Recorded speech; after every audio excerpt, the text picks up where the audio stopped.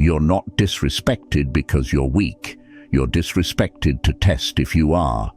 And how you respond, that's the moment that defines your power or proves your lack of it.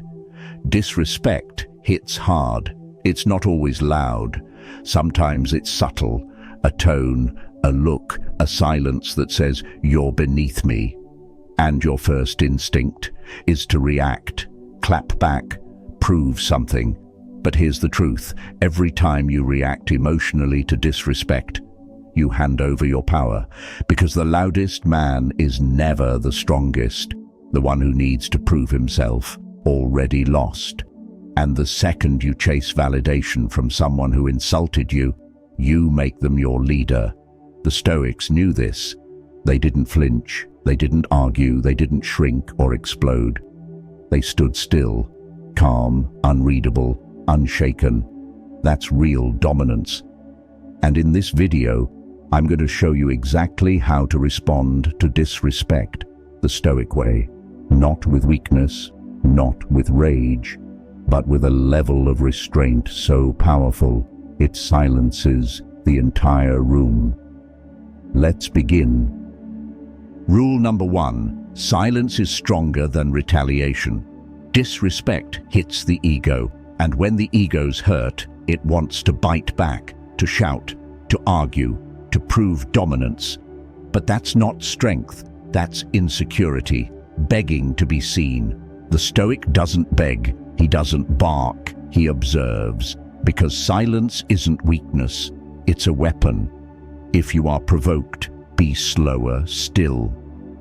Most men speak too quickly when disrespected. They let their emotions leak out, and in doing so, they reveal their weakness.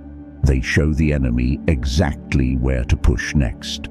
But when you stay silent, you stay unreadable, you stay centered, you force the other person to deal with your stillness, and that drives them crazy. Silence makes people question themselves. It forces them to reflect. It creates tension, the kind you control. Because when you say nothing, you say, "I don't need to lower myself to your level. I'm already above it." Here's the practice. When someone insults you, don't explain. Just pause. Look at them, hold eye contact, and say nothing. Let the discomfort sit with them, not you. It takes more power to be silent than it does to scream. That's why most people fail the test. But you won't, because you don't respond to disrespect like a man protecting ego. You respond like a man who already knows his value and doesn't need to announce it.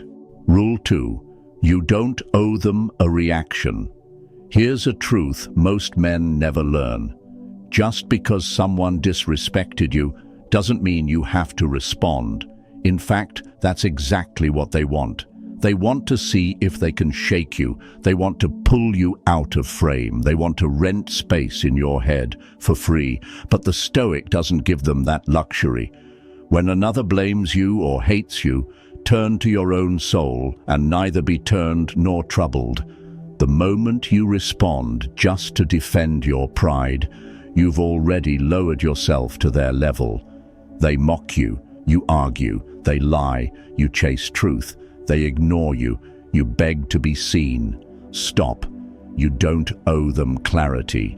You don't owe them energy. You don't owe them a single second of emotional investment. That's not passivity. That's self-respect. Because here's what happens when you don't react. You maintain control. You force them to deal with their own insecurity. You show them you're not available for disrespect.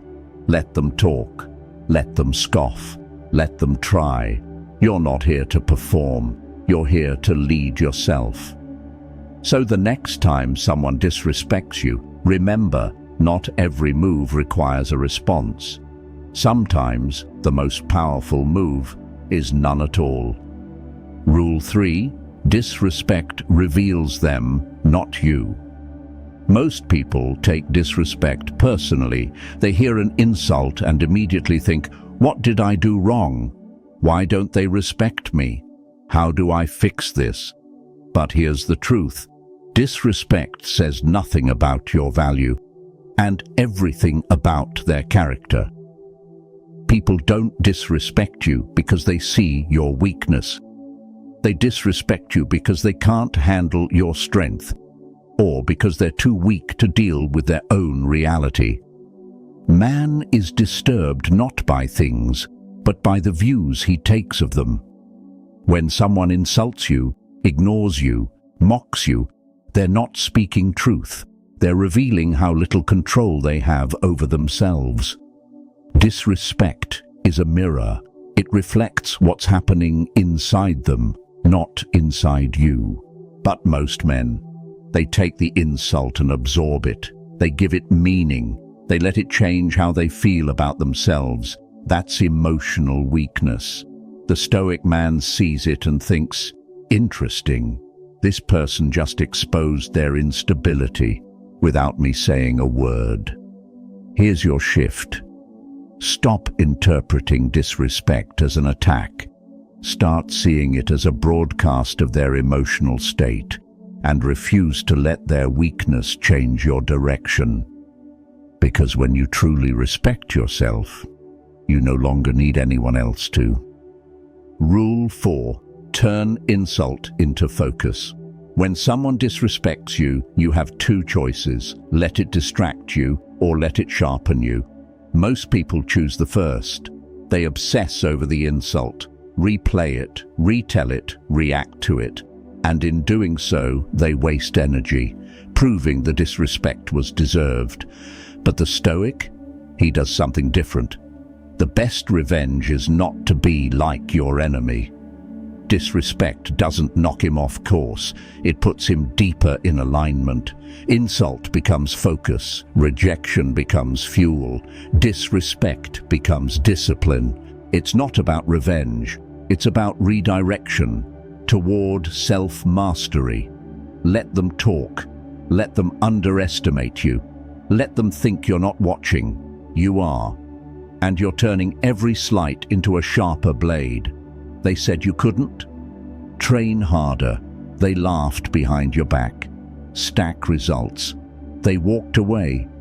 Build a version of you they'll never get access to again. The goal isn't to hurt them back.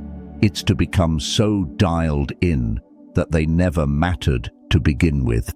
Because real strength doesn't clap back. It levels up. Rule 5. Reputation is built on how you react. Your name is built in moments of tension and how you react to disrespect. That's when the room watches the closest. Most men think power comes from proving themselves, from firing back, from putting someone in their place.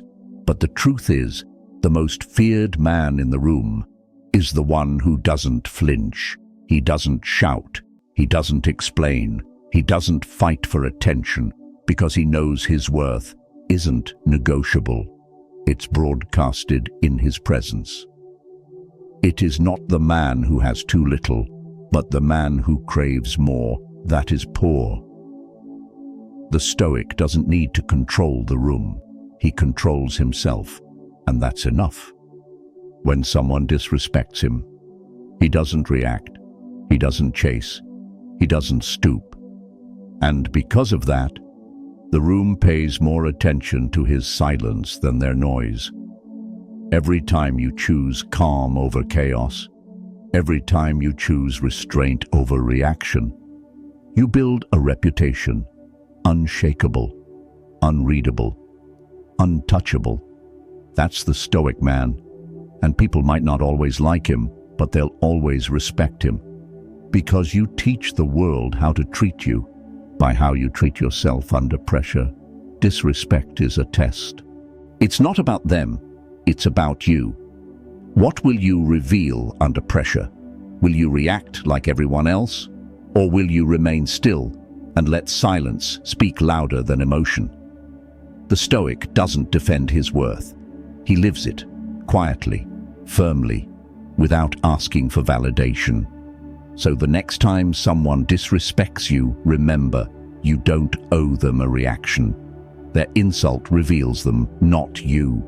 Silence is stronger than retaliation. Discipline is the ultimate response, and your reputation is built when you stay calm while others lose control. This is power, and power isn't loud. It's focused, it's patient, it's unshaken.